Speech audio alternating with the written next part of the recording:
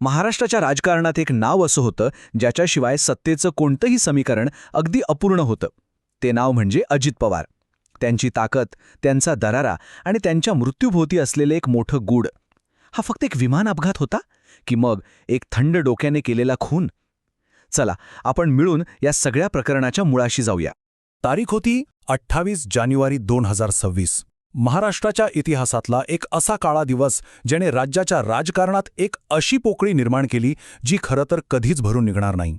आणि वेळ सकाळची 8:43. कुणालाच कल्पना नव्हती की पुढच्या काही क्षणात महाराष्ट्राचं अख्खं भविष्य कायमचं बदलणार होतं. सगळेजण बारामतीच्या विमानतळावर त्यांच्या विमानाची वाट पाहत होते. पण ते विमान कधीच खाली उतरलं नाही. हो, ते कधीच उतरले नाहीत. आणि ह्या एका वाक्याने, एका बातमीने संपूर्ण महाराष्ट्राला अक्षरशः हादरवून सोडलं. पण हे सगळं गूढ समजून घ्यायचं असेल तर आधी आपल्याला त्या व्यक्तीला समजून घ्यावं लागेल. अजित पवार नक्की कोण होते ते? त्यांची ताकद काय होती आणि त्यांच्या त्या शेवटच्या प्रवासात नेमकं काय घडलं होतं? तर या सगळ्या प्रकरणाची सुरुवात होते एका अचानक झालेल्या बदलाने. बघा, मूळ प्लॅन काय होता? तर अजित पवारांना रस्त्याने बारामतीला जायचं होतं. पण ऐनवेळी म्हणजे अगदी शेवटच्या क्षणी प्लॅन बदलला. ते मुंबईतच थांबले आणि मग 28 तारखेला सकाळी सकाळी अचानक एक खासगी जेट बुक करण्यात आलं. आणि गंमत म्हणजे हे विमान ठरलेल्या वेळेपेक्षा तब्बल 70 मिनिटं उशिरा निघालं. प्रवासाच्या प्लॅनमधला हा जो शेवटच्या मिनिटाला झालेला बदल होता ना, तोच पुढे जाऊन संशयाचं पहिलं आणि सगळ्यात मोठं कारण ठरला. पण एक प्रश्न उरतोच की त्यांच्या मृत्यूने एवढा मोठा राजकीय भूकंप का झाला?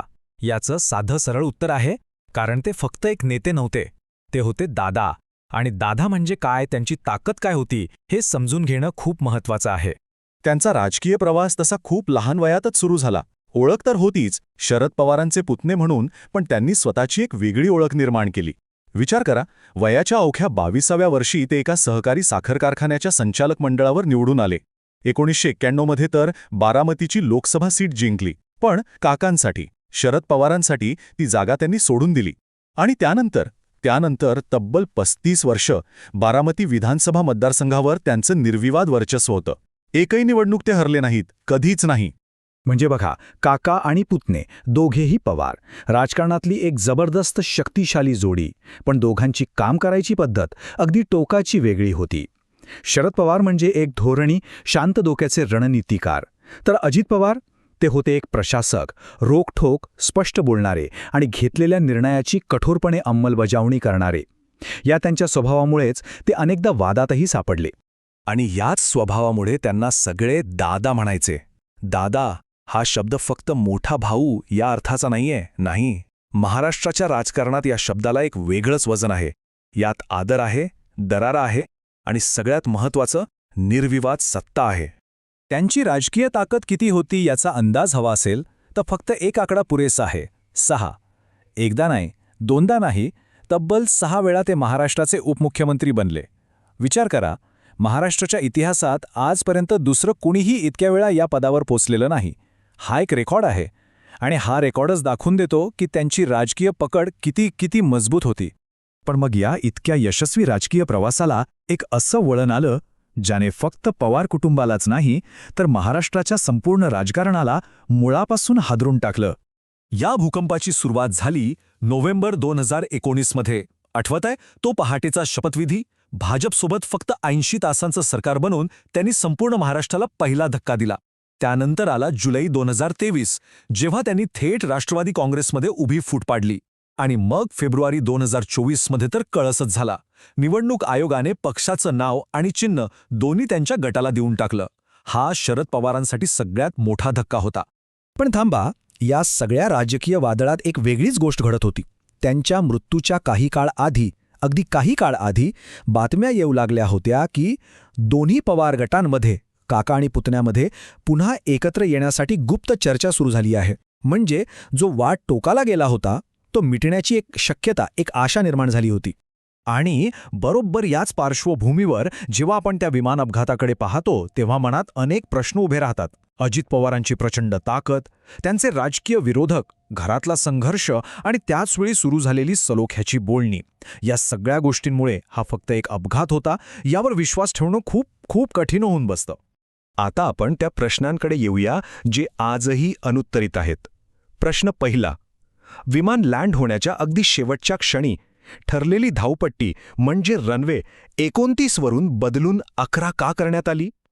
वरवर पाहता हा एक छोटासा तांत्रिक बदल वाटेल, पण याच एका बदलाने संशयाच्या एका मोठ्या मालिकेला सुरुवात केली. प्रश्न दुसरा, हवामान. बघा, नियम अगदी स्पष्ट आहे. विमान उतरवायचं असेल तर कमीत कमी 5000 मीटरपर्यंत स्पष्ट दिसलं पाहिजे. पण त्या दिवशीची अधिकृत नोंद काय सांगते की दृश्यमानता होती फक्त 2000 मीटर, निम्म्यापेक्षाही कमी. मग इतक्या खराब हवामानात इतक्या कमी व्हिजिबिलिटीमध्ये विमान उतरवण्याची परवानगी दिलीच कशी गेली? आणि आता त्या विमानाबद्दलची धक्कादायक माहिती. हे तेच विमान होतं ज्याच्या इंजिनची मोठी सर्व्हिसिंग फक्त 85 तासांवर आली होती. इतकंच नाही तर त्याच कंपनीची म्हणजे VSR व्हेंचर्सची दुसरी 4 विमानं DGCAने सुरक्षेच्या कारणास्तव उड्डाण करण्यास बंदी घातली होती. एका FIRमध्ये तर असाही आरोप आहे की या विमानाची देखभाल दुरुस्तीची कागदपत्रं खोटी होती. आणि सगळ्यात मोठा बॉम्ब म्हणजे भारतात आणण्याआधी हे विमान अमेरिकेत सेवेतून निवृत्त करण्यात आलं होतं, म्हणजे बंगारात काढलं होतं. असं विमान उडत कसं होतं? आणि मग तपास अधिकाऱ्यांच्या हाती लागला कॉकपिट व्हॉइस रेकॉर्डर. आणि त्यात ऐकू आले ते शेवटचे थरकाप उडवणारे शब्द जे सहपायलटच्या तोंडचे होते. Oh shit, oh shit. त्या शेवटच्या काही सेकंदांची सगळी भीती, सगळी भीषणता फक्त या 2 शब्दांमध्ये कैद झाली होती. पण ह्यातली सगळ्यात विचित्र आणि भीतीदायक गोष्ट काय होती माहितीये? की सहपायलट हे ओरडत असताना मुख्य पायलट म्हणजे मेन कॅप्टन पूर्णपणे शांत होता. त्याच्याकडून एक शब्दही नाही, कोणताच डिस्ट्रेस कॉल नाही, मदतीसाठी कोणतीही हाक नाही. ती शांतता त्या अपघातापेक्षाही जास्त भयाण होती. यानंतर सुरू झाला उत्तरांसाठीचा संघर्ष. अजित पवारांचे पुतणे रोहित पवार यांनी थेट जाहीरपणे आरोप केला की हा अपघात नाही, हा एक नियोजित कट आहे. पण मुंबई आणि बारामती पोलिसांनी त्यांची तक्रार म्हणजे FIR दाखल करून घ्यायलाच नकार दिला. विचार करा. मग रोहित पवारांना काय करावं लागलं? त्यांना महाराष्ट्राच्या बाहेर बंगळूरमध्ये जाऊन एक 0 FIR दाखल करावा लागला. आणि तोही कोणत्या कलमांखाली? तर थेट हत्या आणि गुन्हेगारी कटाच्या कलमांखाली. आणि इथे पवार कुटुंबातच 2 अगदी वेगवेगळे सूर ऐकू आले. एकीकडे शरद पवार होते जे म्हणाले हा निव्वळ अपघात आहे, कृपया यात राजकारण आणू नका. तर दुसरीकडे होते रोहित पवार जे CBI चौकशीची मागणी करत होते आणि ठामपणे म्हणत होते की हा अजित पवारांना संपवण्याचा एक पूर्वनियोजित कट आहे. आणि म्हणूनच तोच प्रश्न आजही तसाच उभा आहे. हा एक दुर्दैवी अपघात होता की मग सत्तेच्या सारेपाटावर खेळलेला एक थंड रक्ताचा खेळ? या प्रकरणाचा तपास आजही अपूर्ण आहे. जे प्रश्न तेव्हा विचारले गेले होते ते आजही तसेच आहेत. त्यांची उत्तरं अजूनही मिळालेली नाहीत आणि संपूर्ण महाराष्ट्र आजही त्याच एका उत्तराच्या प्रतीक्षेत आहे.